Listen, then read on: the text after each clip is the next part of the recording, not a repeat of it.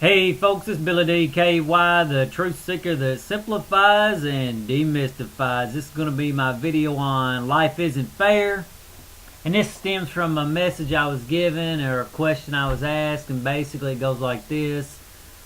You have a person in a classroom, high school, and teacher rearranges the seats because you have a group of girls who aren't working, and you try to move around so you can get them, I don't know, maybe they're talking or something, and everybody else is fine, so she rearranges it, and this person's not involved in it, but they're having to move, and they want to sit by a friend. They can't sit by a friend. The teacher says you can't sit there. Ask why. Teacher sends to the office. Student goes to the principal. The principal says life isn't fair. And so basically I'm just going to talk about the whole situation. And basically the first thing you need to realize is when you're in school, you're not in society. You're in a little dictatorship, and I'm going to side a little bit with the teacher. I'm going to side a little. This is going to be an educational process, is what this video is going to be.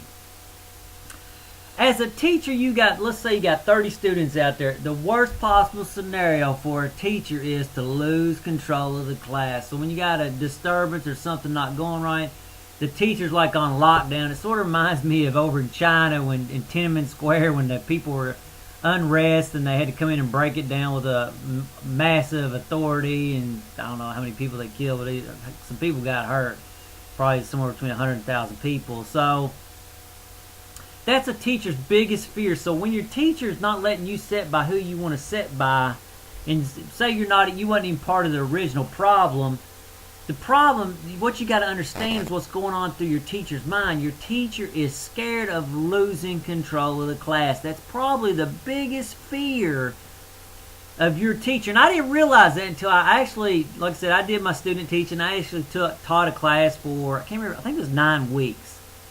Might have been, yeah, it was 9 weeks. And when I was doing, like I say, when I was doing my student teaching, and I remember thinking, there's nothing to keep them from rebelling on me. There's nothing really except for the fear that they're going to get in trouble from the office or somebody else. So I was like, man, I just remember standing up in front of class thinking that, going, I really don't have no control. Not really. And so that brings up another question of the fair. I hate the word fair. Well, I don't hate it, but it's an egotistical concept. It's basically a concept that people with no power throw up. That ain't fair, because they're trying to elicit help from other people. So let's break it down like I always do, to the simplest possible way. You know, in America, fair comes up all the time, and I'm sure it probably comes up in Canada too, where this person's question's from. There is no such thing as fair. Don't even be looking for fair. Here's how it really works. Break it down to its lowest possible level.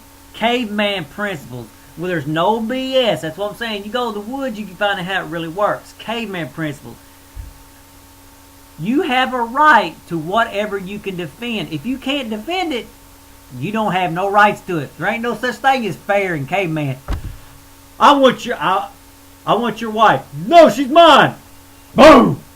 Yeah, she's mine. You can't defend her. She's mine. You know what I'm saying? I want her. You have her. I take it. You can't stop me. It's mine. And that's how it really works. And when I say caveman, I don't necessarily mean through force. In today's society, let's say you got a girlfriend. She's a nice girl, blah, blah, real hot. And some real clever, smart guy comes along and takes her from you. Not through force, but through persuasion and mental forces and this and that.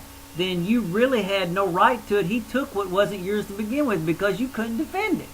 So let's take a look at your seating situation. Basically, you tried to have a seat. Now, I know this is, again, don't get caught up in the personal. Don't get caught up in the personalness of this scenario. Try to see the bigger picture. You try to have your seat. You basically don't have no power because the teacher, and let's say the teacher's not strong than you, but the teacher has all this massive people behind her who can make you, so you couldn't defend it. So if you can't defend it mentally, now obviously if you took force, you still wind up in more trouble. If you can't defend that seating situation, then you have no right to. There's not a question of fair or not fair. With that said, though, I'm not leaving you off. I'm not leaving you dead in the water and saying, hey, you can't sit there. Notice what I said. This is how it really, really works. You have a right to whatever you can defend. You don't have to defend it with force. Maybe if you really love to sit in that, maybe if you were nicer to the teacher, maybe you was a better student, maybe you these things. Maybe the teacher would want you to even sit there. You know what I'm saying? Make them think it's their idea. That's why I pointed that book out the other day, How to Win Friends and Influence Teachers. My dad told me this a long time ago. He said, Billy, it is a lot easier to talk somebody out of money than it is to work for it. No, how did he say it? No, I know what it was. He was buying something, and he Jewed them down. I don't know how much it was, but it's some amount of money. He said it's easier to talk for it than it is to work for it. So, my point is, maybe you're thinking it all wrong. Maybe you're being confrontational with the teacher, but that automatically puts her on defense, or he on defense, whoever. If it's a male, let's assume teacher's a female. Puts her on defense, so you're in a losing situation. Once they kick into defense, you've already lost. You might as well give up the argument and try it another day from a different angle. So again, remember what I'm saying. You have a right to anything you can defend. It doesn't matter what the public perception is. And this is let's go switch to healthcare for a second. Well, maybe not healthcare, but just anything in general, politics and this and that. If you can't defend, yeah, let's go to healthcare. If you can't, like you say, I want universal healthcare. Let's say I'm unemployed. I want universal healthcare. I want somebody else to pay for my healthcare. I have a right to have somebody else pay for my healthcare as long as I can defend it. And that means if I can mentally convince other people that, yes, they should be paying for my stuff, then I have a right to it. Don't get caught up in fair. Fair it's a wasted time. Do not waste your energy on the word fair. Don't get caught up and have a hurt feelings. Well, that ain't fair. That ain't fair. No, what's happening is you don't have the skills to defend whatever it is you truly want. So if you truly do want whatever it is that's you're wanting, then develop the skills to defend it. Let's take that hot chick again. Hot chick, boom. Some guy comes along clever and you, has more money than you. He steals your chick, not through force, but he takes her through whatever mental things he takes her.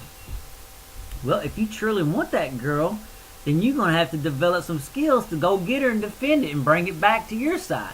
I mean, obviously, I don't recommend it, but, I'd let her go and go on to the next one myself. But, let's say you really did want her. Then you need to go develop the skills to get her back. Again, caveman principles never quit working. The only thing that's happened is they're more subtle now. They're not gross like they were back in the day. I'm just coming and taking what's yours.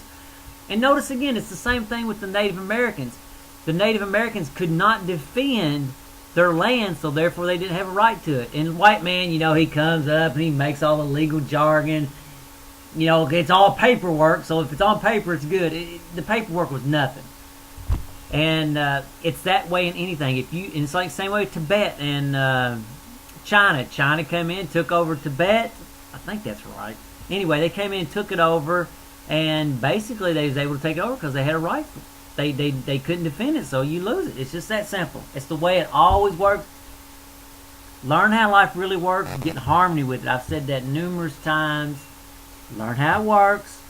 Get in harmony with it. You can't go against nature and win for very long. It's like cutting wood against the grain. It's just not smart. You know what I'm saying? So use this instance as a learning experience. And again, remember what your teachers... Again, read that book on how to win friends and influence people. Realize what your teacher wants more than anything is order. And from order, after she has order, she wants to teach. So if you can coddle that fear of her not losing order, she may let you sit where you're wanting. And if you can even convince her that I will help you create order in this class by sitting there. You see what I'm saying? So, again, read the book on how to win friends and influence people, and hopefully that helps you. Until the next video, later, folks.